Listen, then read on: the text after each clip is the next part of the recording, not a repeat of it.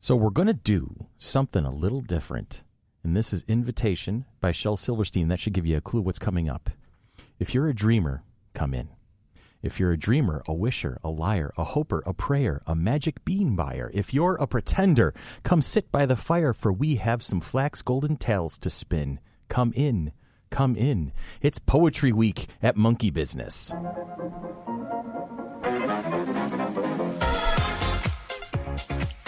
This is C talking to you from the studios of WFC3. With me as always, it's Billy, it's Tanya, it's Ian, it's Becca, it's Rob, and it is Zach. Eventually on the phone, it's going to be Sherry, too. And we're going to do a little poetry slam for you today. Too bad I'm dancing right now. I know. We're doing a little jigging. Where's this from? When you have a podcast, you do things different. You know, we're not set to a format, and we've really been kind of pushing our boundaries a little bit lately. We were talking with the new Not a Book Club series that we've been doing. We're pushing lots of boundaries. Why not? Have some fun. In fact, we're all naked right now. Exactly. Oh, which in some cases, it's not that good. I've got my... Underneath our clothes, we are. Which has caused the signing of several petitions in my neighborhood. Is this why you asked if it was going to be PG-13? Yeah, I know. So yes, Ian is already vacating the room. Ian's like, no, I'm out of here. You're going to go play pool? All right, bye. So, anyway, wanted to do something different. And we're all going to talk about poetry. It sounds silly, but you know what? There's just so much emotion and so much cool stuff out there and so much different things that can be done in a poem. And now, we were kind of jokingly calling it the Poetry Slam, which is more of like a competition kind of a thing. But we're not slamming on it. But we're not going to slam poets, and we're not going to be competing with each other. I think we just, right now, just off the cuff, this is the first time we've tried anything like this. We're just going to just go through some poems that we've found or ones that we've been exposed to over the years and just kind of go from there. Now, Tanya, you brought up an interesting point really early on when we were talking about this before we got recording.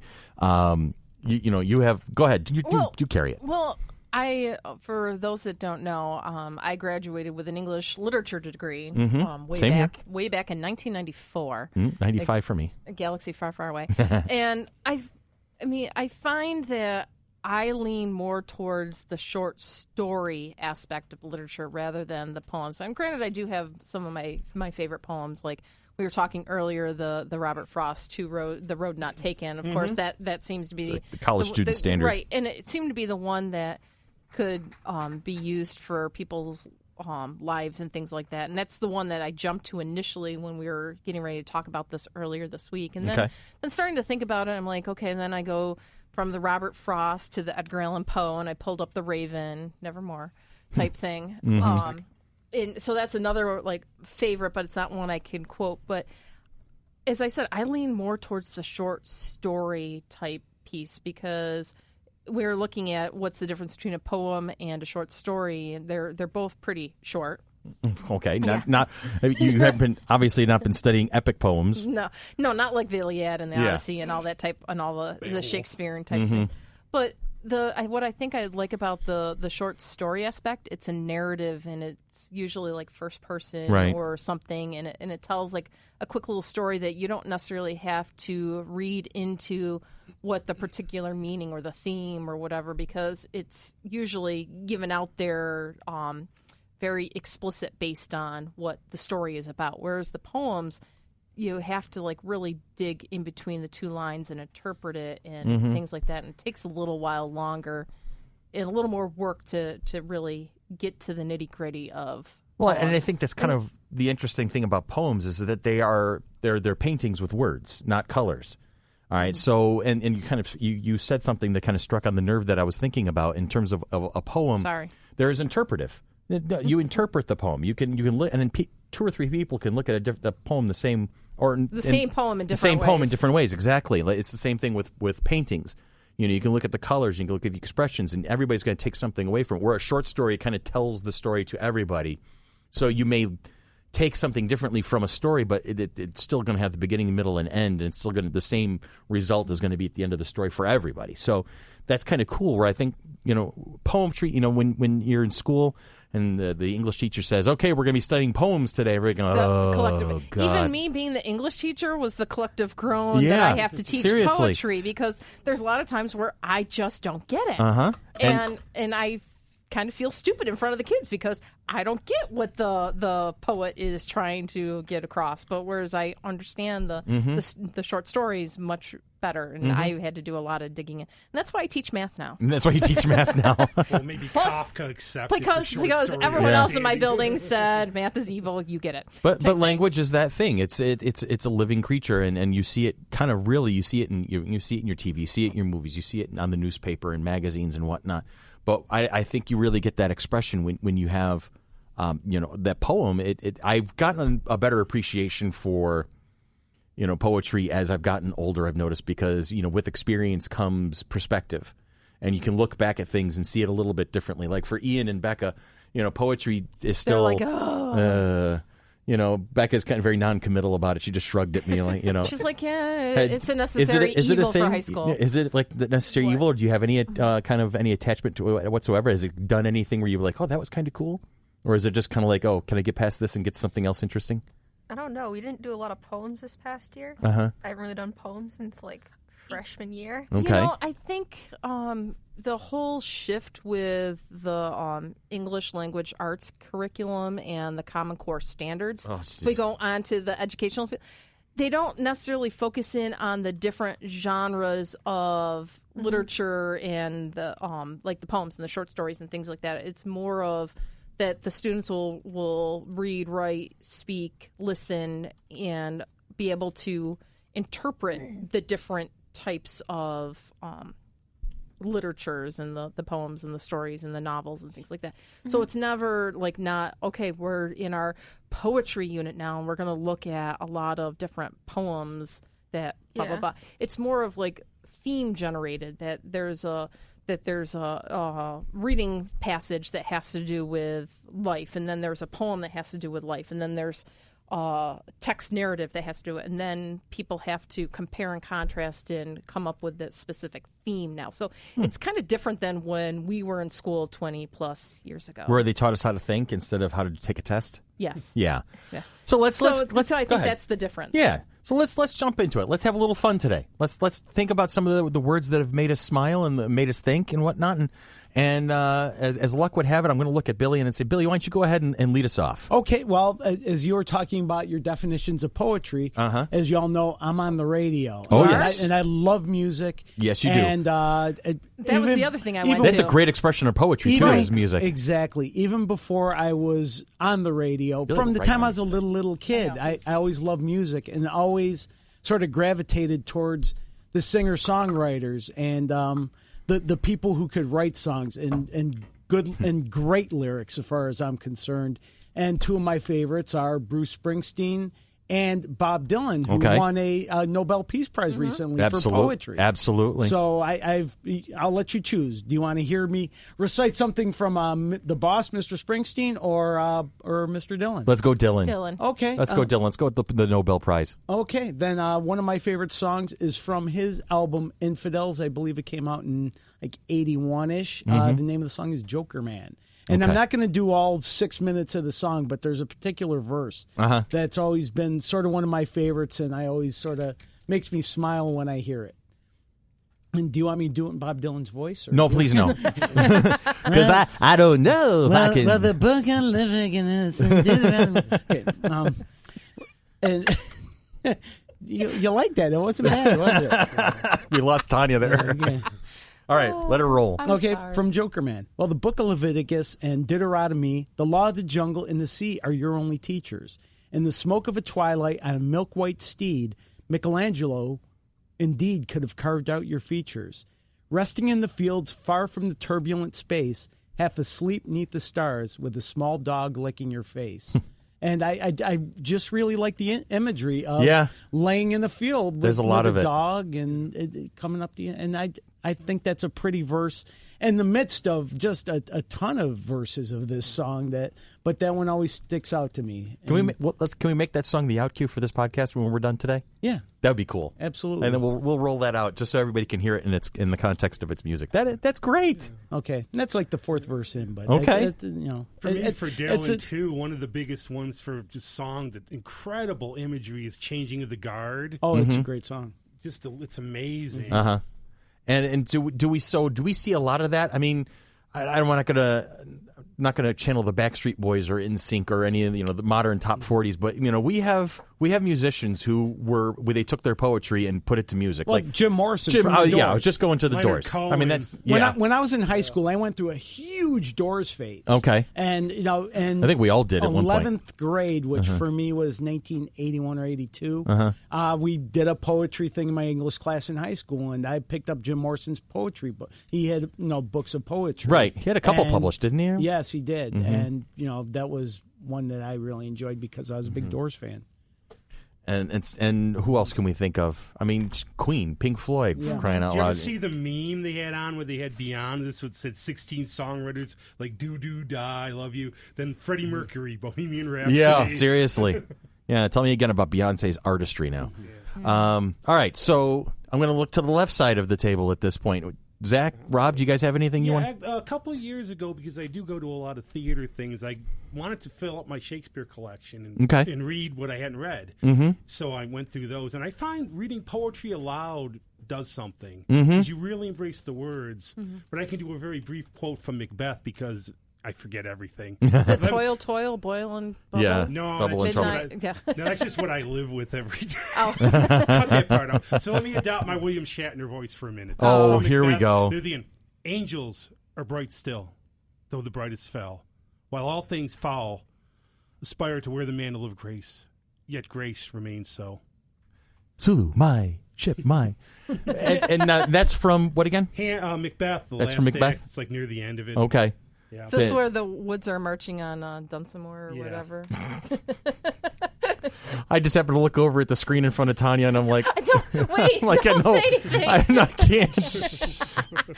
Don't look at that screen. Yeah, well, let's just say Shel Silverstein's very popular. It is. I'm going back to my second grade year. Okay. Yes, when we had to do poems. How about you, Zachary? Well, the problem I have is, I kind of mentioned it off mic a while ago. Right. I have difficulty reading poems, plays, because for me, I can't really get the timing of it down. Is it really, though? Is that a mandatory thing? I mean, here's the thing. Like we were saying, poetry is art with words.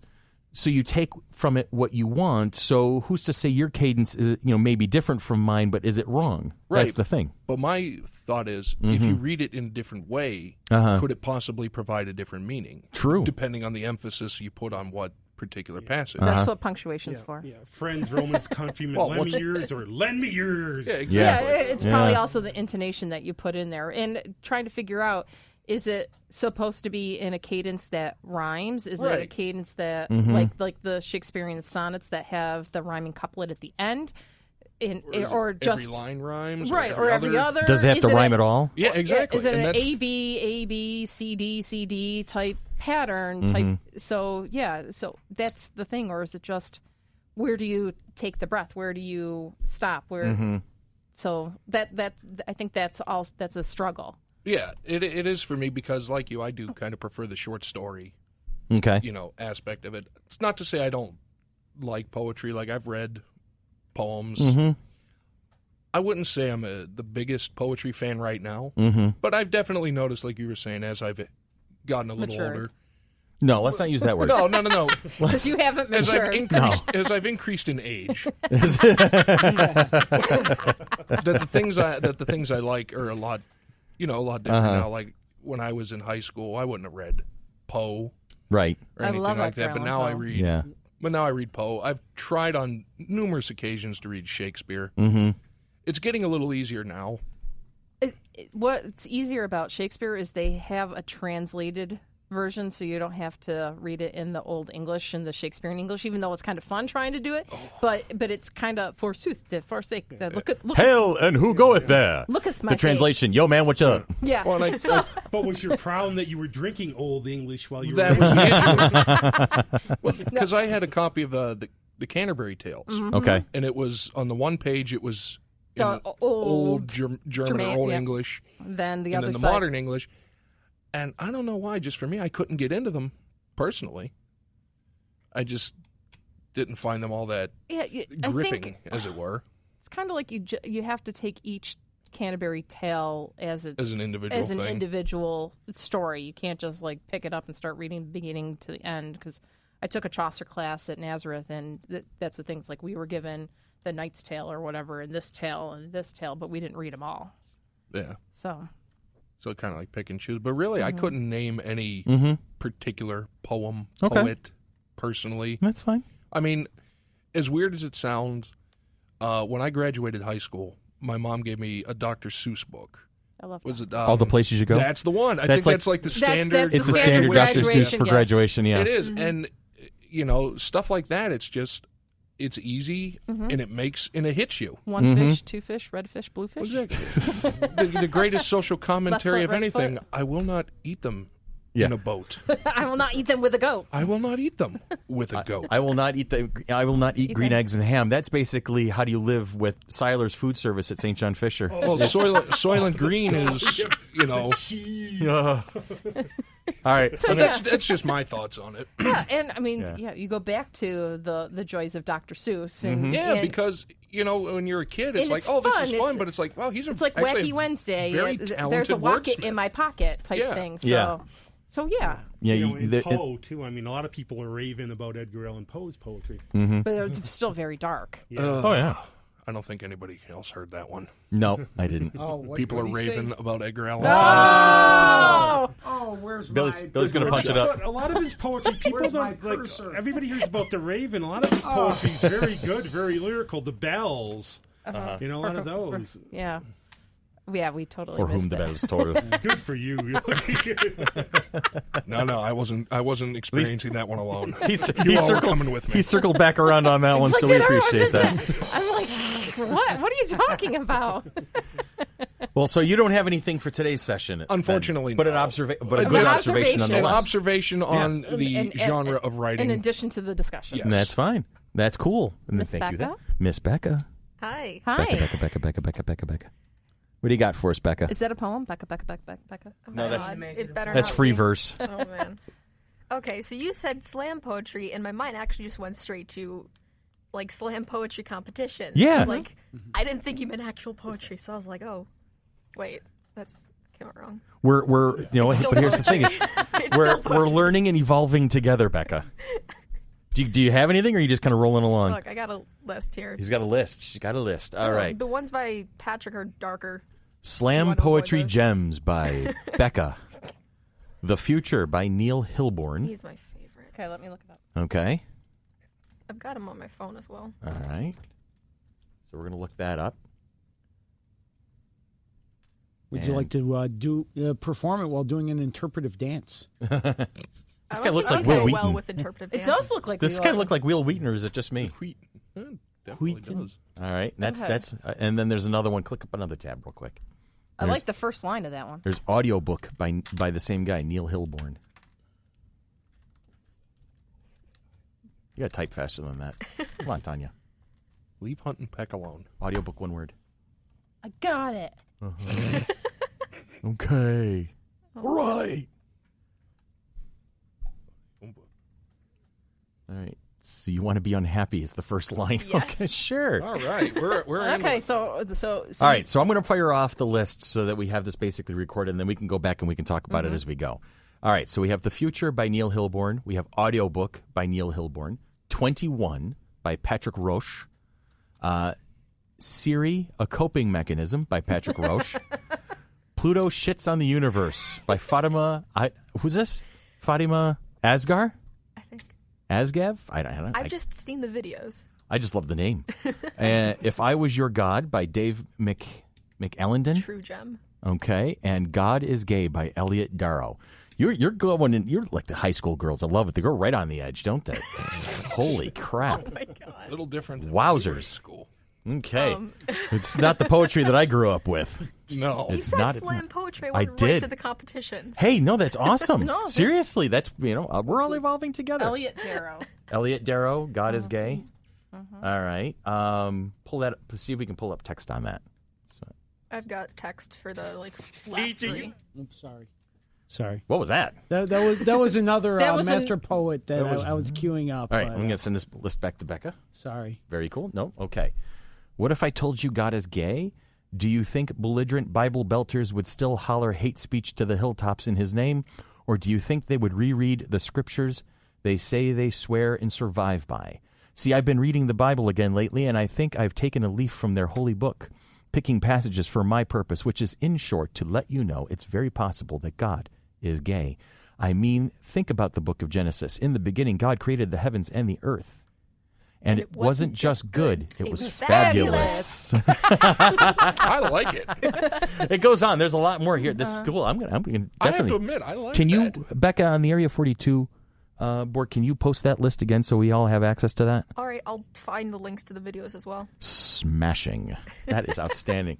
And that brings it to the modern generation, because we've talked about Poe, and we've talked about Shel Silverstein, and we've talked about Dr. Seuss. And those are people that we all grew up with, and we're all, freaking old now. So here's young Becca, our senior in high school, and she's seeing things from her perspective and bringing us a different message, different feel, different vibe, and I'm loving it. That's exactly what we were hoping for. That's really cool. And forgotten that God gave us the rainbow. God gave us the rainbow. And it's a promise that we will never be flooded again, either with rain or ignorance. Oh, wow. And that's definitely a very poignant line for modern society. My favorite part in that entire thing is when he goes on to the use of the word faggot. It's a bundle of sticks. Yeah, it is. That's what it used to be. And then he goes on, but Moses came across wood on fire and saw God in it. What is a burning bush but bundles of branches on fire? Wow. Isn't it funny how faggots and God can look the same sometimes? Gee, wow. And then the next line is, keep in mind Jesus had 2 dads and turned out just fine. In fact, Jesus had 2 dads and a surrogate mother that never had sex with either of them. Maybe Mary was a lesbian, and I remember the prayer going, Hail Mary, full of grace, not full of sin, pray for us sinners, for we've become blinded by bigotry. Yeah. And then the line, and forgotten that God gave us the rainbow. That is outstanding. Oh, wow. Becca. That's awesome. Awesome, Becca. That's really there you enlightening, go. actually. Yeah. I got to admit it. Yeah, we're going to be posting some of these links because I want people to see this. Yeah. I went to Nazareth, which is a very Christian Catholic type college, and I took religions of the West, so we studied Christianity, Judaism, and Islam, and my professor is like, are you going to read the Bible with your blinders on type thing, because this was written at this time, and this was written at this time, and this is written at this time, or are you going to interpret it? And that's definitely what we're doing, is we're interpreting it to what we can see the vision. Yeah, that's this is the moment today. I was hoping for. This is really the moment I was hoping for. Becca wins the Poetry Slam, hands That's down. Hands down. She found some great stuff. I'm not getting fired today. Yay! At least not this down. Chris, you're fired. Wait, what? You fired yourself? I did. It's strange how that works out sometimes. All right, so let's see this. This was audiobook by Neil Hilborn. Let me just read the first verse on this one. So you want to be unhappy. You probably think that you need to be in pain and to be an interesting person, and you're right. People who care about you will tell you that you don't need to suffer to be important. But just remember, musicians are always most popular the day after they die. Their sales increase. Wow. Wow. Blew my mind. Especially recently with Chris Cornell and Chester Benningfield passing away. So, are you ready to matter to someone? Step 1, hate yourself. Oh, I'm there. Yeah. You are presumably a human being between the ages of alive and dead. So chances are you're already there. Congratulations. Step 2, fall in love. People will tell you that this takes years, but we have the secret method that will allow you to fall for anyone in under a week. The trick is you must be completely unable to tell the difference between love and codependence. Nice. Oh, God. Step 3, fall in love again. People will tell you that this is impossible given the love already inside you. But they don't know you. Your love is limitless. Your heart is a well that goes all the way down. You can fit everyone in there, but remember to lie about it. Love can't exist in the knowledge of other love. And this is where we're not going to be family friendly anymore. Okay, Step 4. Here we go. At this point, you may be debating your decision to totally fuck up your life. So ask yourself, would you rather be happy or interesting? Would you rather be on the news or just watching it? Happy people don't make history. Happy people like children then die.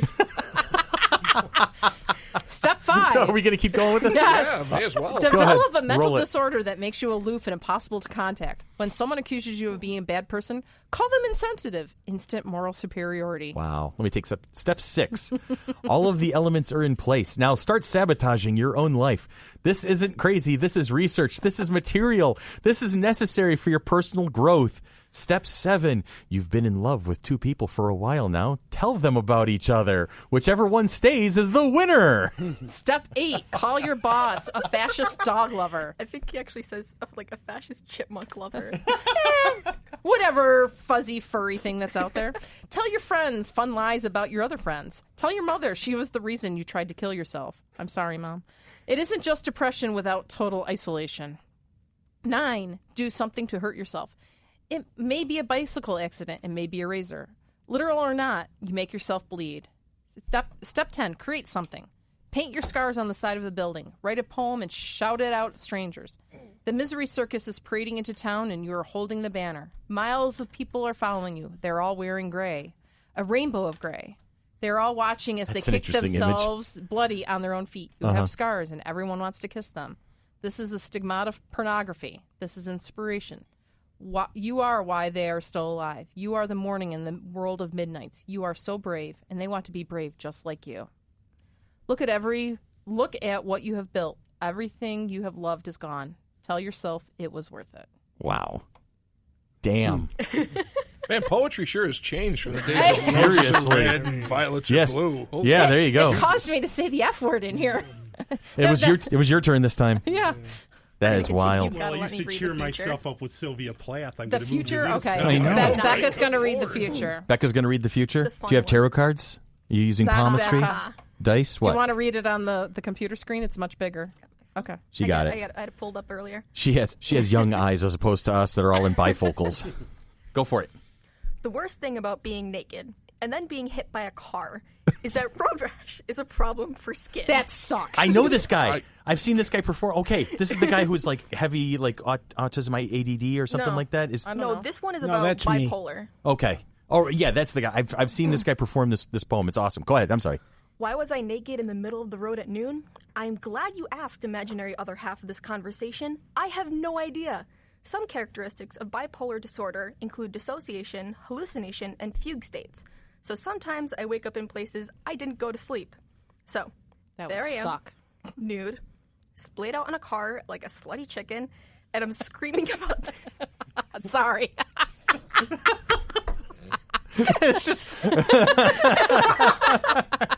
We'll fix that in post. No, we're gonna keep that one raw. That's good. All right, take a breath, pick it up. And I'm screaming about the government conspiracy to take away my feet. Not my real feet, just my brain feet.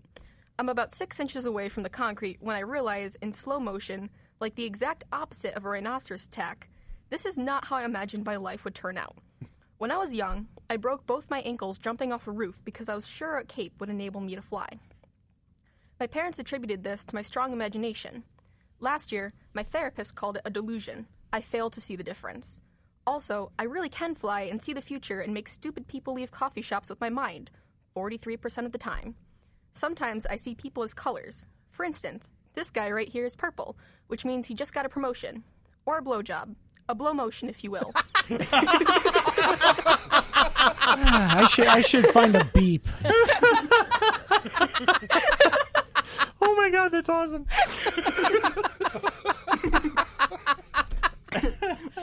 Oh, God. The point is, here's a list of things my brain has told me to do. Join a cult, start a cult, become a cabinet maker, kill myself, so, in essence, become a cabinet maker. Break into and then paint other people's houses. Have sex with literally anyone who reminds me of my mother. Fight people who are much fightier than me, like the cops, so, in essence, kill myself. I think a lot about killing myself. Not like a point on a map, but rather like a glowing exit sign at a show that's never been quite bad enough to make me want to leave. See, when I'm up, I don't kill myself because holy shit, there's so much left to do. When I'm down, I don't kill myself because then the sadness would be over, and the sadness is my old paint under the new. The sadness is the house fire or the broken shoulder. I'd still be me without it, but I'd be so boring. They keep telling me seeing things that aren't technically there is called disturbed cognitive functioning. I call it having a superpower. Once, I pulled over on the 110 freeway and jumped out of my old Jeep because I saw it burst into flames, 20 seconds before it actually burst into flames. I knew my girlfriend and I would be together because she turned bright pink the first time she saw me. I know tomorrow is going to come because I've seen it. Sunrise is going to come. All you have to do is wake up. The future has been at war, but it's coming home so soon. The future looks like a child in a cape. The future is the map and the treasure. The future looks just like gravity. Everyone is slowly drifting towards everyone else. We are all going to be part of each other one day. The future is a blue sky and a full tank of gas. I saw the future. I did. And in it, I was alive. Damn. That's wow. I love this guy. He's awesome. I have seen him perform on YouTube videos and whatnot, and there is a certain he's almost manic, and he rides this edge between fire and water. It's wild to see him in action, especially if you watch his OCD. Oh yeah. Poem. Like he is wild on that one. Now who is that again? Is that Neil Hilborn? Yeah, Neil Hilborn. Okay, see, I didn't recognize him. He looks like Will Wheaton in this picture, but in the videos I've seen him in, he's like shaved his head, so it's like he's had very different looks in different videos. Oh yeah, I'm sure. Wow, that's powerful. That's a long way from Shel Silverstein. Seriously, we are a long way from Shel. And I have a Shel Silverstein one, so. Well, I'll tell you what. Let's round it out, and then we're gonna cut to break. All right, and we'll take a little breather, and we'll get ourselves together for a second half. So go ahead and take us out of the first block of this podcast. This is going back to, I want to say, 1980 when I was in second grade. I think Billy was getting ready 1980? 1980. Okay, 10th grade. 10th grade, yes. So I was in second. And I remember the teacher, Miss Johnson, she had us doing a poetry thing, and we all took different poems from Shel Silverstein, and for some reason, I got the poem Hat. Oh, no. This is the one that I got. So I'm going to read Hat by Shel Silverstein. Teddy said it was a hat, so I put it on. Now Dad is saying, where the heck's the toilet plunger gone? Yeah, and then there's the illustration next to it is a little girl with a toilet plunger stuck to her head. And somewhere, that's phenomenal. Somehow, there is a picture at my mom's house with a clean toilet plunger on my head from second grade in the poetry thing. Phenomenal. I need that picture. I need that picture in my life. That's going to become the new FC3 icon picture on Facebook. That's phenomenal. So to kind of lighten up the mood a little bit. That was... We've had some good stuff here today. I'm really enjoying this so far. This conversation's been a lot cooler than I even expected it to be. So all right, we're going to take a quick break. We're gonna put some stuff together, and we're going to come back and do some more. So we'll talk. And as we take the break, I'll let you listen to one of my favorite master poets, a young lady by the name of Lisa Simpson. Nice. I'll be right back with you. Absolutely. Lisa, you like homework. Could you fill out this form for me? Well, all right. If you listen to the poem I just wrote. Oh, okay. Meditations on Turning 8 by Lisa Simpson. I had a cat named Snowball. She died. Mom said she was sleeping. She lied. Why, oh, why is my cat dead? Couldn't that Chrysler hit me instead? I had a hamster named Snuffy. He died. No deal. 1. And we are back, ladies and gentlemen, and all things in between. So, hey, we're having some fun so far. We've talked about some really interesting things. We've read some poems that have made us laugh and made us think. We've been able to gather our senses back together. Yeah, we stopped. We were laughing our butts off at one point, and because Tanya was focusing on the whole splayed out like a slutty chicken on top of the car. On top of a car. So that was definitely an image that we were having some fun with. What does a slutty chicken look like? I don't think we really want to know that. Is it like a red dress? It's probably and some lipstick. Yeah. Okay. Fishnet stockings. What? Looking for a. Never mind. Yeah. It didn't cross the road. It went across the road, and that's why I got. Google it. Don't do it. Don't Google it. It's out there somewhere. All right, and now and we're back, and on the phone with us is our favorite Sherry from the Rome, Utica area. Hi, hon. How you doing? Sherry? Doing well. Good. And she's getting ready to join the conversation, join the fun. Get that off the Christmas. I know you guys can see it. That's why I Google did it. slutty chicken. All right, you back off. I know he's invading space a lot. I tell you. Ian's all over the room today. Ugh. All right, so we're gonna bring things back. We're gonna start off, and I'm gonna join the fray here a little bit myself. Oh, and Sherry, before we went into as we started recording, I did invitation from Shel Silverstein.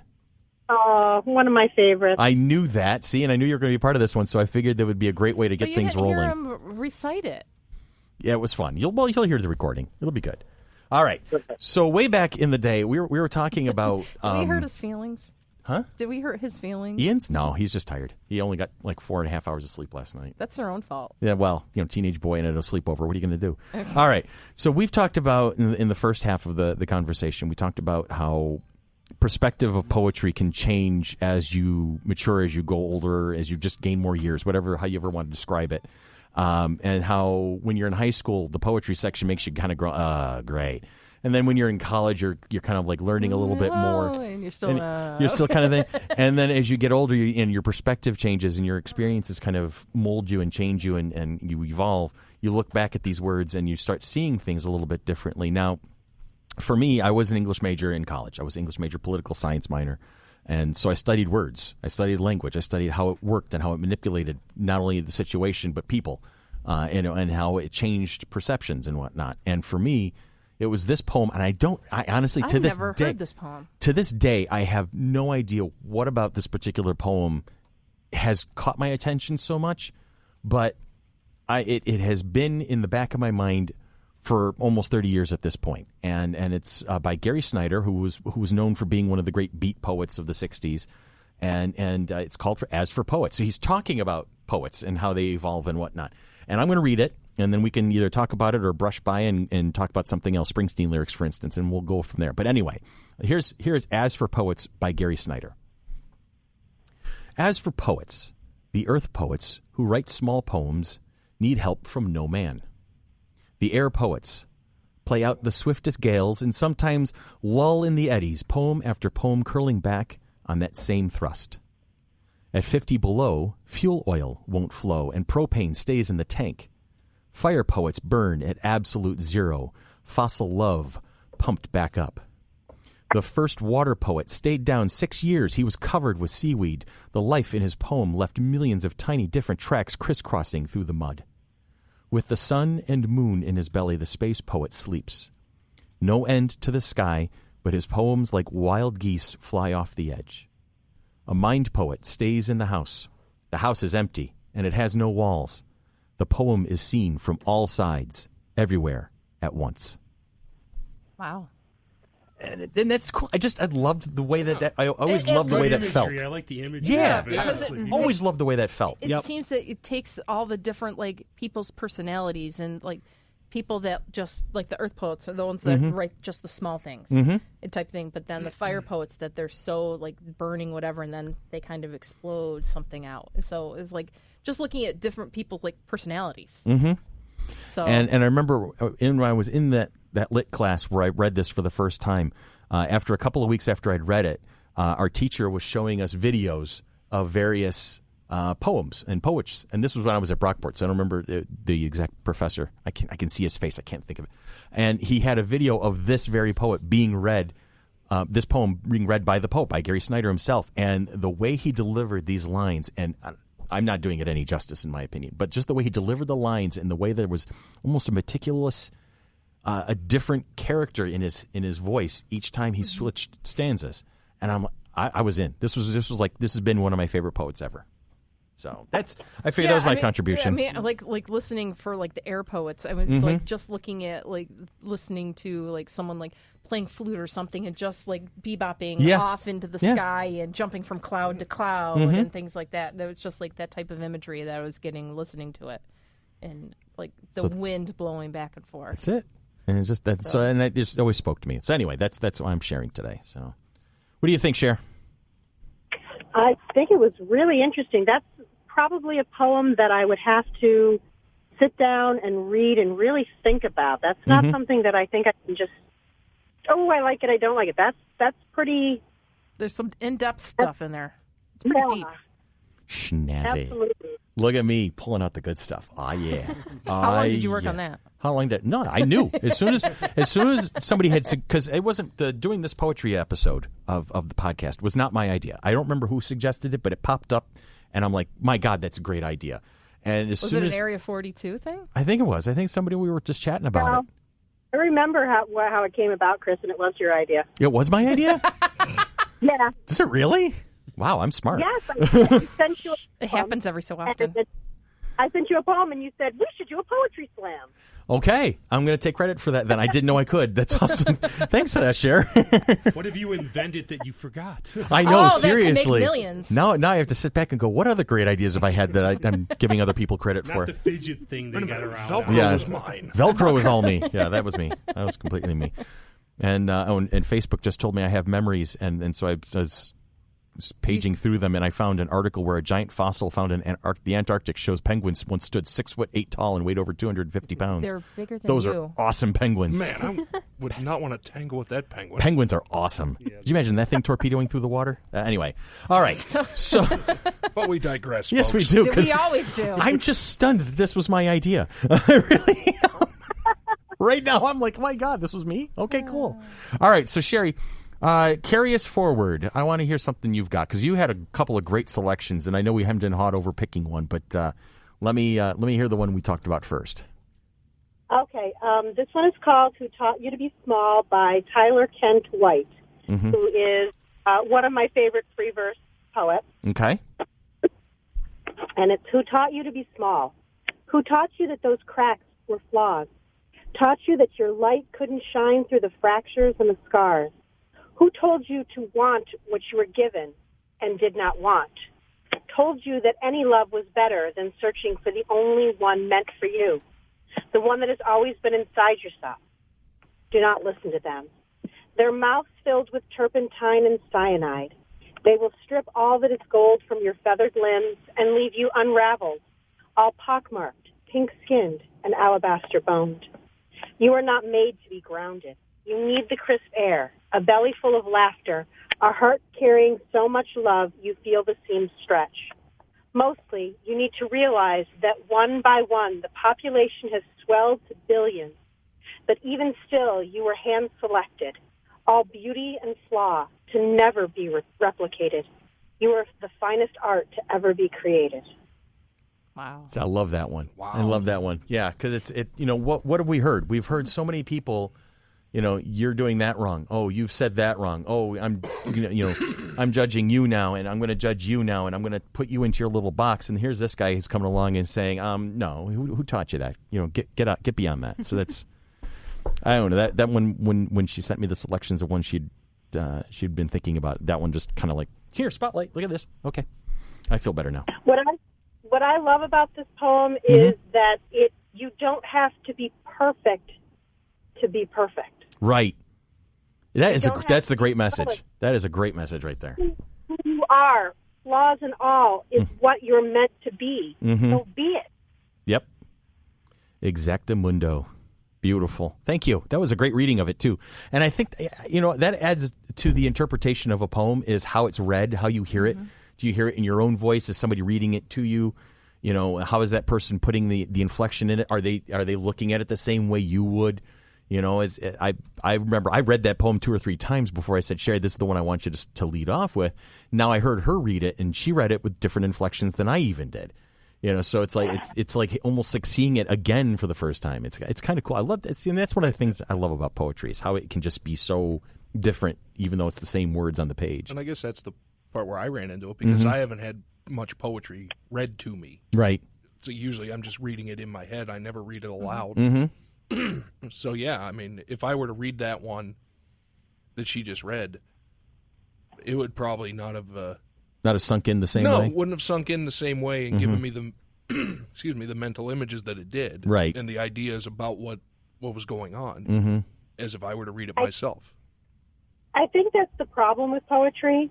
Is that so often when you're introduced to it in school, you're reading it. You're just reading it to yourself out of a book, or you've got indifferent classmates reading it that don't really know what it's about, and they're just reading it out loud.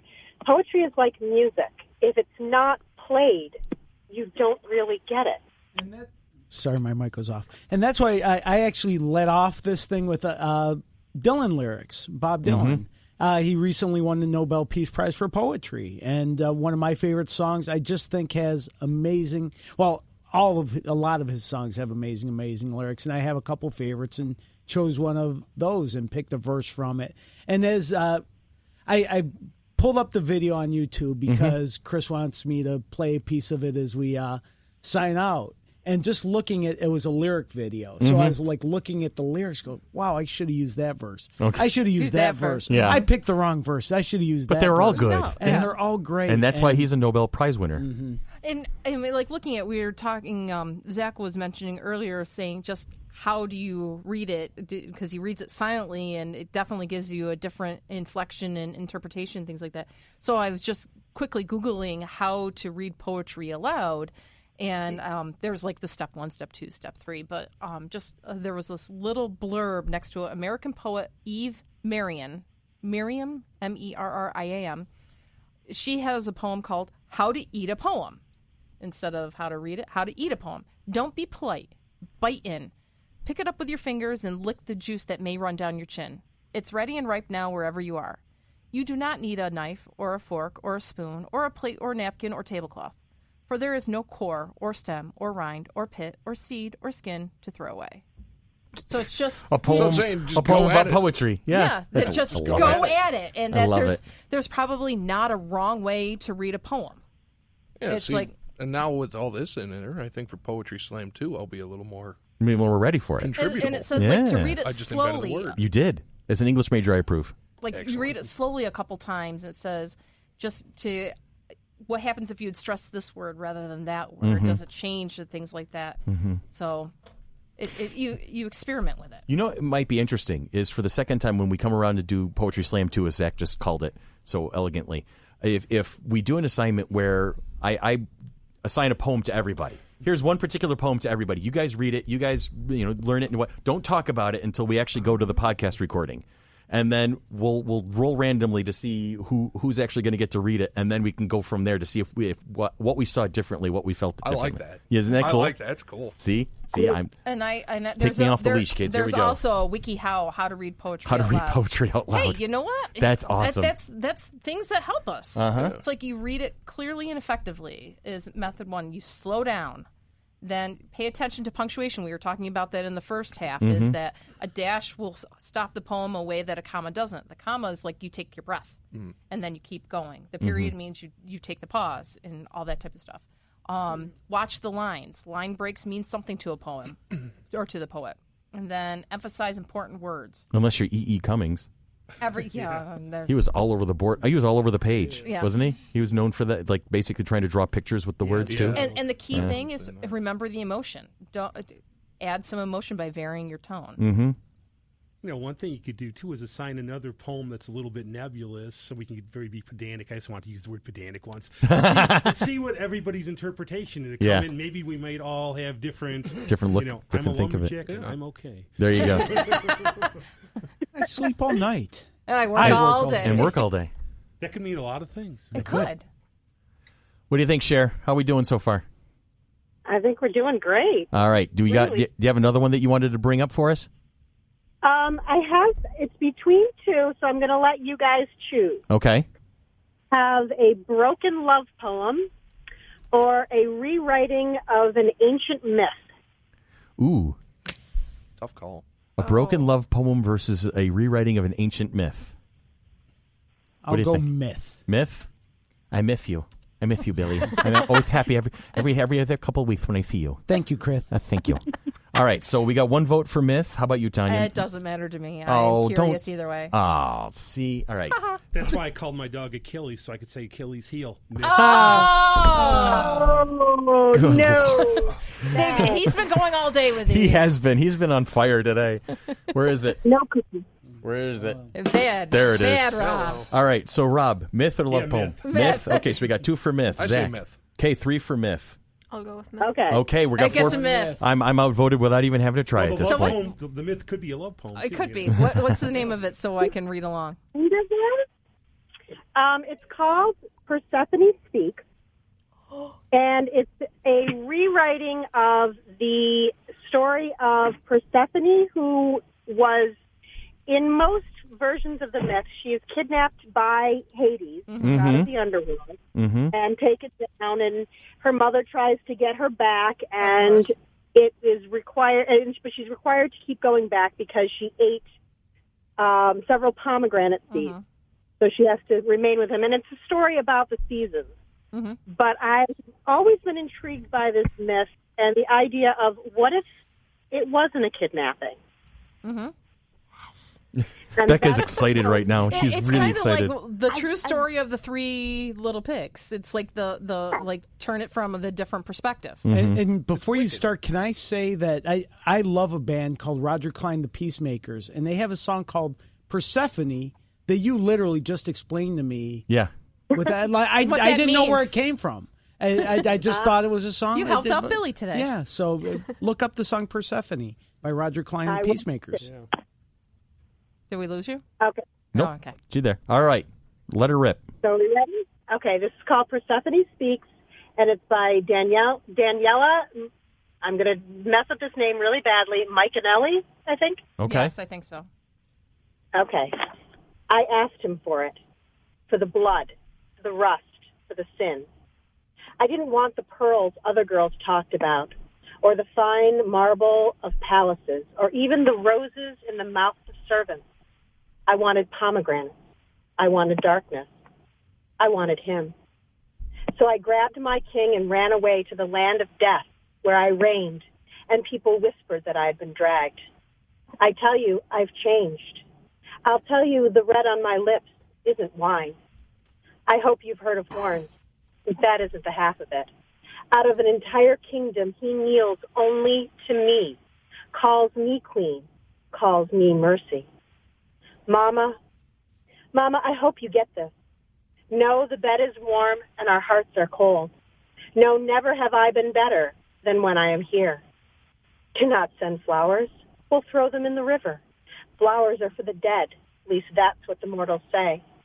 I'll come back when he bores me. But, Mama, not today. Wow. Damn. I like it. Wow. I'm getting like 50 Shades of Persephone going on here. And it's like, holy crap. Just to follow that up, the last verse of the Roger Clyne song. Mm-hmm. And should the mortals dare design to keep you ever theirs and never mine, should they, in the name of liberty, enslave you to their needs, your ransom has been paid with 7 pomegranate seeds, Persephone. Wow. Okay. See, so we see how Greek myth basically lives on even in current culture. And those of us in Rochester know Persephone's down in Hades a lot. Oh, yeah. Isn't that there's a winter reference there, isn't it? Yeah, okay. Damn, Sherry, and you bring that to life too, hon. Holy moly. That was awesome. That was awesome. I love reading poetry. That's amazing. All right, what else do we got? This is I'm having fun now. I'm in. This is great. We definitely are doing this again. Absolutely. This is cool. And I like the assignment idea. Yeah. And there's a different there's a different Persephone Speaks. Right. When you started reading, Sherry, Tanya and I just looked at each other like, wait a minute, we're on the wrong poem. And this was, I don't know, this was written by someone in 2014, and it has like the same... Or at least it was posted to this particular website in 2014. It has like the same tenor in regards to the theme. Mm-hmm. Do you want to read it? Yeah, but it... There's several. The what? There's several poems along this theme, and I think I know which you're talking about. Yeah, I mean, there's a couple of verses that have the feel. It's by Amrita 47. So it's as far as we know about the author. It's on powerpoetry.org, and it's another Persephone Speaks. You want to read it, Ton? Sure. Go ahead. All right, we're going to let her read this Persephone Speaks. I am not the story you have been told. I am not pure nor powerless. I am not your fantasy of an innocent you can corrupt. You think he took me? You think I knew not what I did when I laughed and placed those crimson seeds upon my tongue? Do not mistake my kindness for naivety. I am forest fires and flower buds. I am poisonous thorns and newborn foals. I am death and rebirth. Cross me at your peril. You shall find that pretty rose vines are just as lovely when they wrap tight over your limbs and shatter your bones. My lord, he brings me wreaths of blood-stained flowers, and I grant him kisses laced with venom. He gifts me graveyards to plant my orchids. So we're going to do something a little different. And this is Invitation by Shel Silverstein. That should give you a clue what's coming up. If you're a dreamer, come in.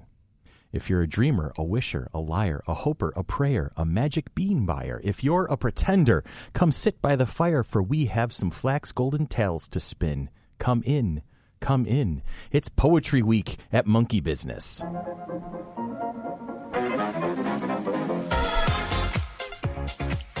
This is C talking to you from the studios of WFC3. With me, as always, it's Billy, it's Tanya, it's Ian, it's Becca, it's Rob, and it is Zach.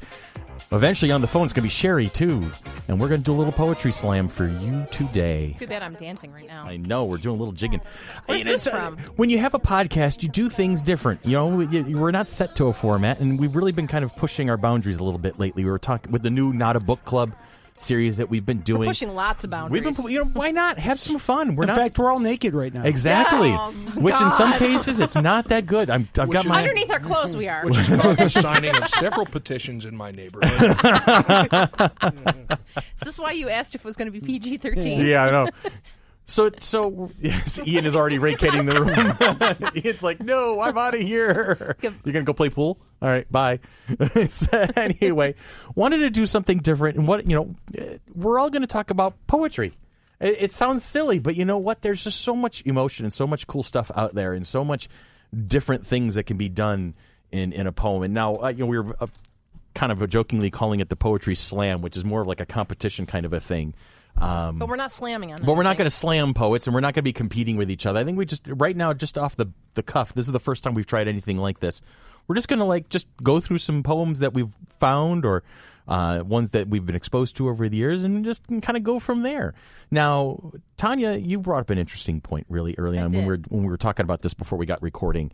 You have, go ahead, you carry it. Well, for those that don't know, I graduated with an English literature degree way back in 1994. 95 for me. A galaxy far, far away. And I find that I lean more towards the short story aspect of literature rather than the poems. And granted, I do have some of my favorite poems, like we were talking earlier, the Robert Frost The Road Not Taken. Of course, that seems to be like the college student standard. Right, and it seemed to be the one that could be used for people's lives and things like that. And that's the one that I jumped to initially when we were getting ready to talk about this earlier this week. And then starting to think about it, I'm like, okay, and then I go from the Robert Frost to the Edgar Allan Poe, and I pulled up The Raven, Nevermore type thing.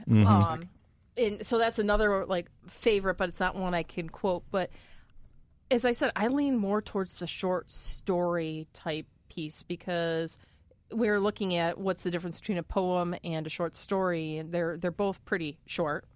Okay, not you have been obviously not been studying epic poems. No, not like the Iliad and the Odyssey and all that type and all the Shakespearean type thing. But what I think I like about the short story aspect, it's a narrative and it's usually like first person or something, and it tells